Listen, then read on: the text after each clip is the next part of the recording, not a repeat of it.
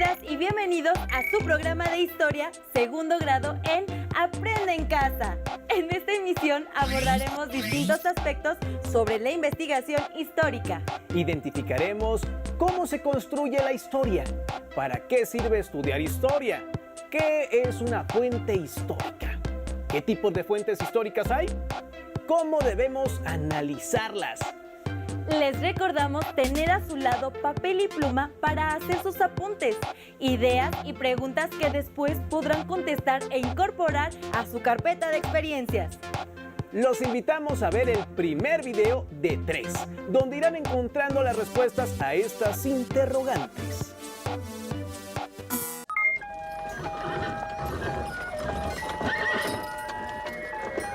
¿En qué consiste el estudio de la historia? ¿Solo es recordar nombres y conmemorar fechas cada año? Para las sociedades, ¿qué importancia tiene la historia? ¿Quiénes construyen la historia?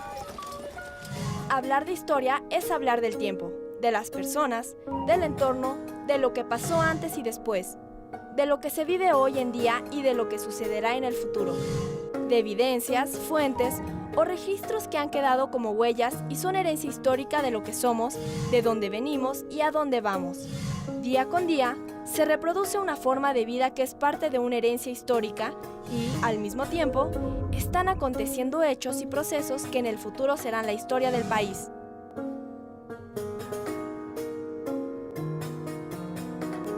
Georges Duby, un historiador francés, decía que no sabemos para qué sirve la historia, como tampoco sabemos para qué sirve el arte. Y sin embargo, no podemos entender la vida sin la historia y sin el arte. La historia es la base de la memoria. La memoria histórica de un pueblo es algo importantísimo. Los individuos como las sociedades necesitamos tener alguna conexión con el pasado.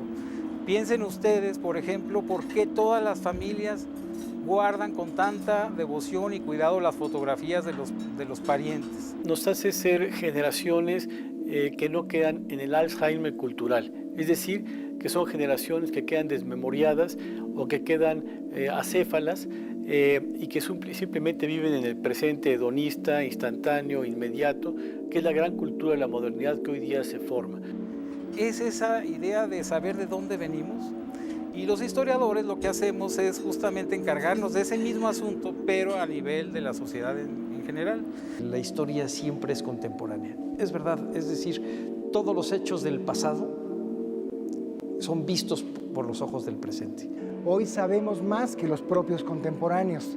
Podemos acceder a documentación que no podía ser estudiada en su momento.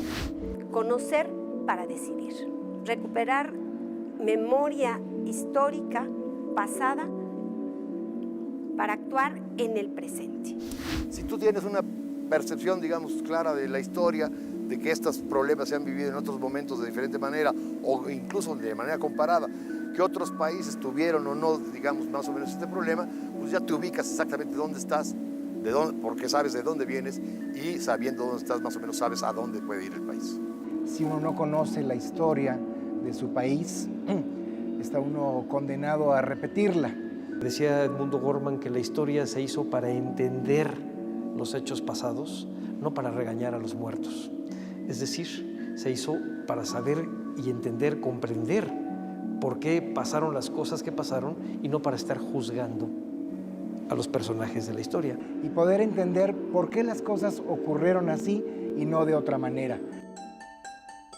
El contacto con la historia lo tenemos todos los días, en nuestro trabajo, a través de los oficios, la familia, los medios de comunicación y los distintos espacios de convivencia se reproducen creencias, tradiciones y formas de vida que a lo largo de generaciones se han mantenido. En las casas, las escuelas, los centros de diversión, de trabajo, todo lo que nos rodea, escuchamos, leemos y hacemos día con día son una forma de aprender y reproducir la historia del país. Personas de todas las edades participan en estos hechos y colaboran en la construcción histórica de la sociedad a la que pertenecen. La historia es una forma de mantener nuestra identidad. La propia vida cotidiana nos tiene que llevar al sentido del descubrimiento de la historia como una necesidad de saber más de dónde venimos para poder desarrollarnos con mayor potencial en el presente. Incluso cuando sueñan, incluso cuando todos soñamos, nunca olvidamos quiénes somos. Aunque estemos soñando y en condiciones muy raras, siempre sabemos que nosotros somos los que estamos ahí en ese sueño, aunque el sueño sea disparatado. Estudiando lo que hemos sido, es posible saber lo que hoy somos y lo que seremos más adelante. Esa conciencia, esa identidad, es un caminito, es una especie de hilo, de cordel, que nos une con lo que hemos sido antes y lo que somos hoy. Si nosotros conocemos qué fue lo que sucedió, cuáles fueron los acontecimientos y las causas que los provocaron, podremos estar en el presente con mayor conciencia y caminar hacia el futuro con mayor certeza. Los días que pasan no logran que nosotros nos olvidemos de lo que hemos sido, lo que hemos hecho, los errores que hemos cometido o los aciertos que hemos tenido. La historia es el movimiento, es estudiar cómo cambia la sociedad en cada momento. Esto es, a nivel social, a nivel de nuestro organismo social, esto es seguir manteniendo la memoria de quiénes somos. Para eso es la historia, para que nosotros sepamos quiénes somos. Ustedes les toca ahora actuar y tienen que regresar la vista al pasado y saber dónde pisan, recordar errores, recordar aciertos y recuperarlos entonces para poder actuar hoy. Que no sea nada más aprender de memoria la historia por aprenderla, sino reflexionar, incluso criticarla. Yo creo que eso es muy, muy importante, muy sano, pero claro, no perderla de vista. O sea, acercarse e incluso apasionarse por la historia. Acabamos de escuchar la opinión que los historiadores tienen sobre el oficio de historiador. Expusieron la importancia de las fuentes históricas y los usos sociales del conocimiento histórico. Existen distintos tipos de fuentes históricas, pero ¿cuáles son? ¿Cuál es su importancia para la investigación histórica? ¿Dónde podemos localizarlas? Acompáñenos a ver el segundo video, donde hallaremos las respuestas a dichas interrogantes. No sería posible conocer nuestro pasado sin la información que nos proporcionan las ruinas, escritos, vasijas, pinturas, esculturas y demás restos que dejaron nuestros antepasados. En el caso de la historia, la información que usamos para conocer el pasado se clasifica en fuentes primarias y secundarias. Te invito a que juntos aprendamos a reconstruir la historia. Fuentes primarias. Las fuentes primarias son aquellas que proveen un testimonio directo sobre el pasado.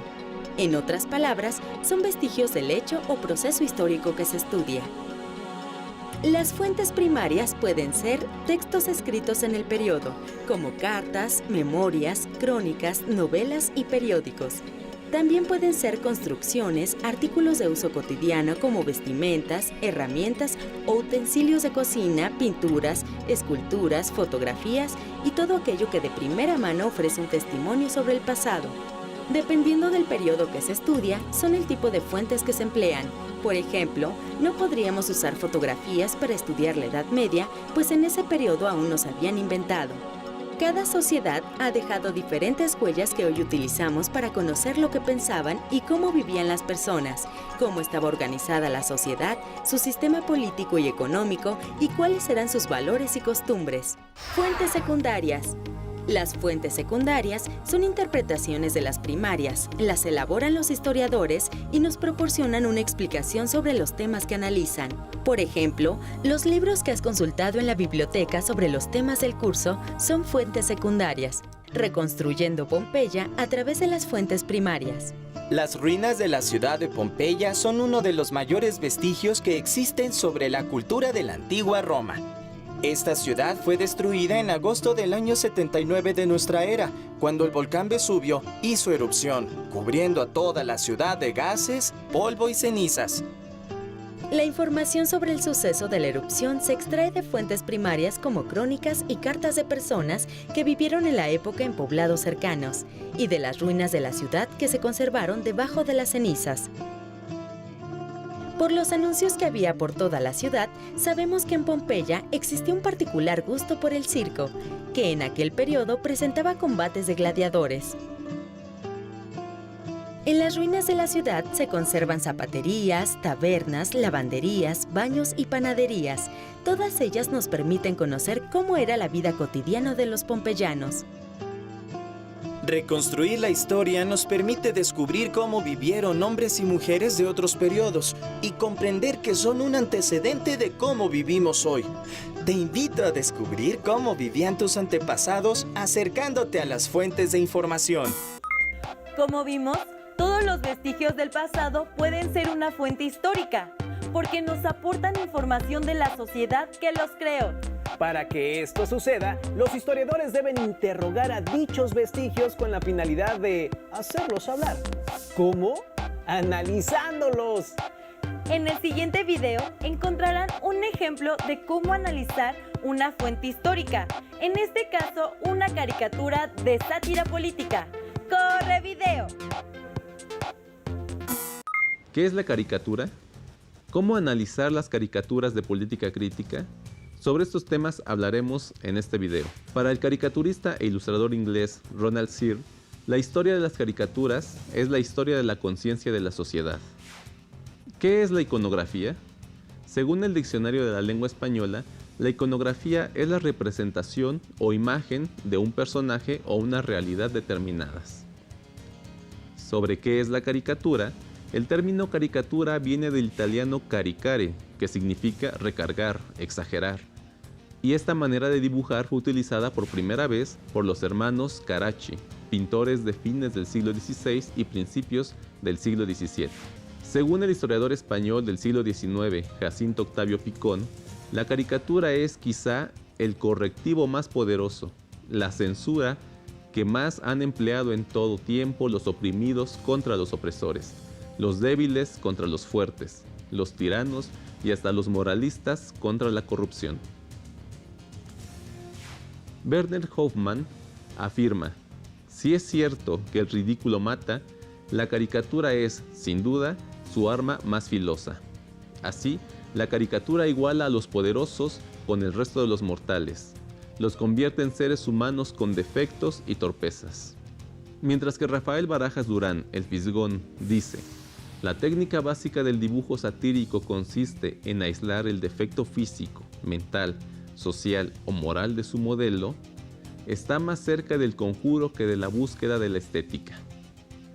El verdadero caricaturista solo ve la esencia vituperable de su presa. El procedimiento es casi un acto de exorcismo, con la diferencia de que la caricatura no busca extraer los demonios de su paciente, sino simplemente exhibirlos. ¿Cómo analizar las caricaturas de política crítica? Los símbolos, en su momento tan claros, y los personajes, en su momento tan famosos, hoy han sido olvidados. Para comprender estas estampas hay que descifrarlas, como si de códices prehispánicos se trataran. ¿Quién era el personaje retratado? ¿A qué grupos pertenecía? ¿Qué intereses defendía? ¿Qué ocurría en la semana en que fue publicada? ¿Dónde se publicó? ¿Cuáles eran las normas estéticas de la época?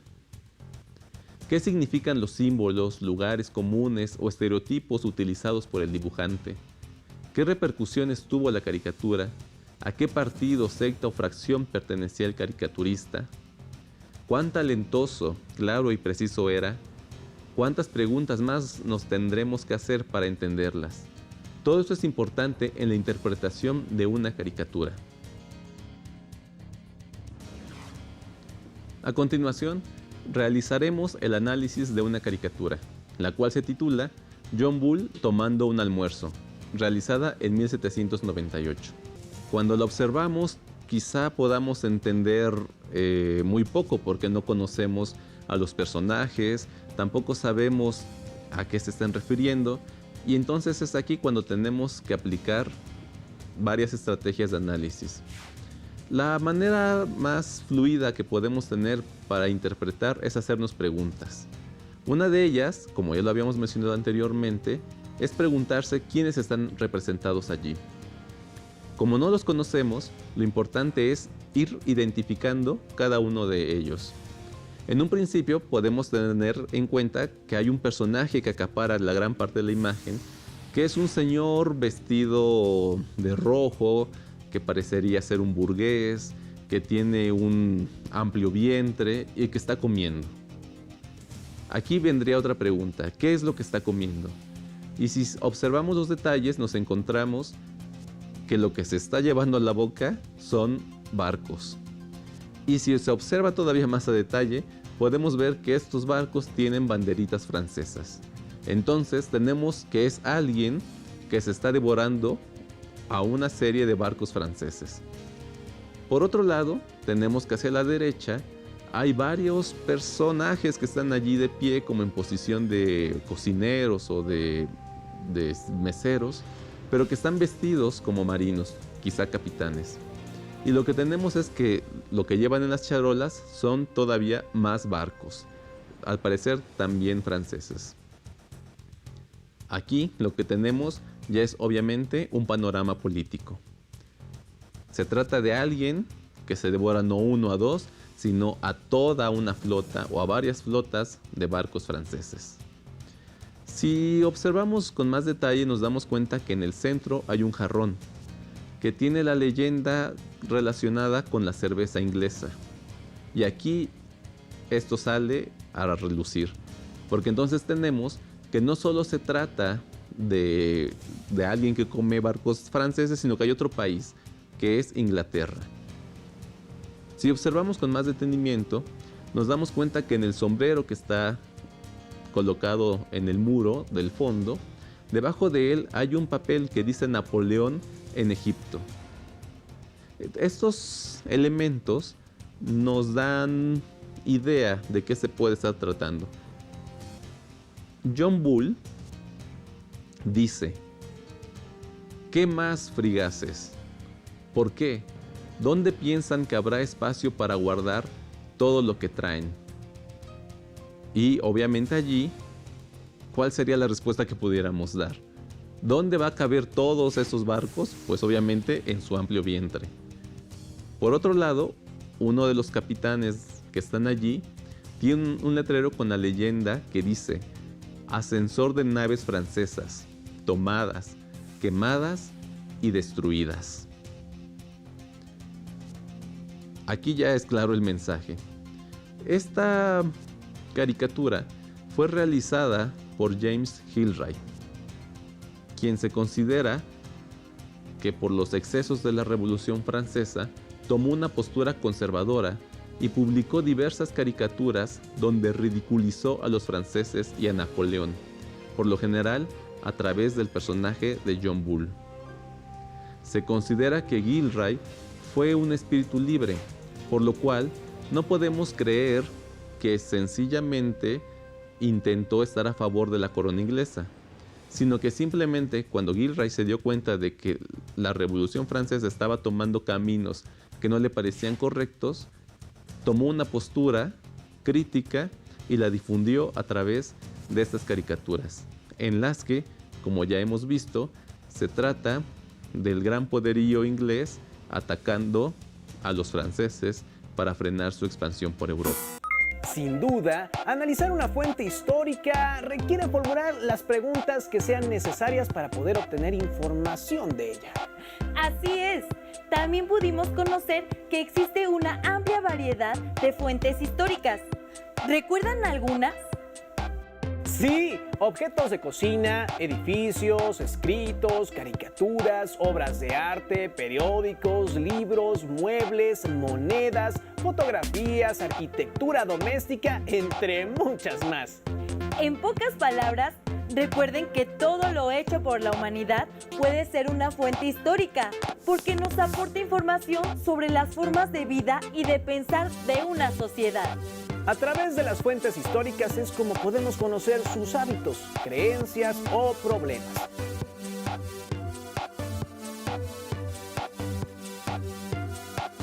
¿Se han preguntado qué tipo de fuentes usarán los historiadores del futuro?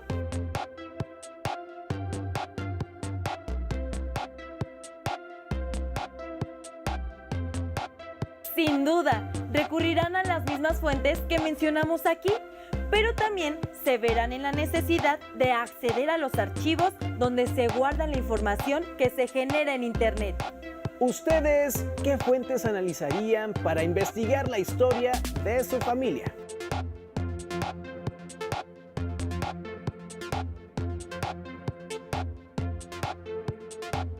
¿Y a qué fuentes recurrirían para conocer la historia de su localidad?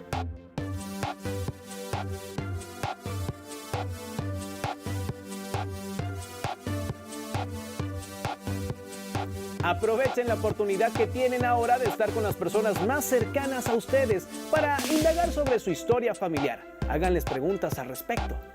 No olviden guardar en su carpeta de experiencias sus respuestas a todas las preguntas vistas a lo largo del programa, ya que la presentarán cuando regresen a clases. Y si tienen oportunidad, les recomendamos leer Los 4 Sherlocks, un atraco muy deportivo, escrito por Jesús Cortés, un libro que no se pueden perder si quieren poner a prueba su capacidad de deducción en una investigación para resolver casos propios de un detective, muy similar al trabajo de un historiador. Hemos llegado al final de esta emisión. Continúen viendo la programación de Aprende en Casa. No olviden mantener la sana distancia. ¡Hasta luego!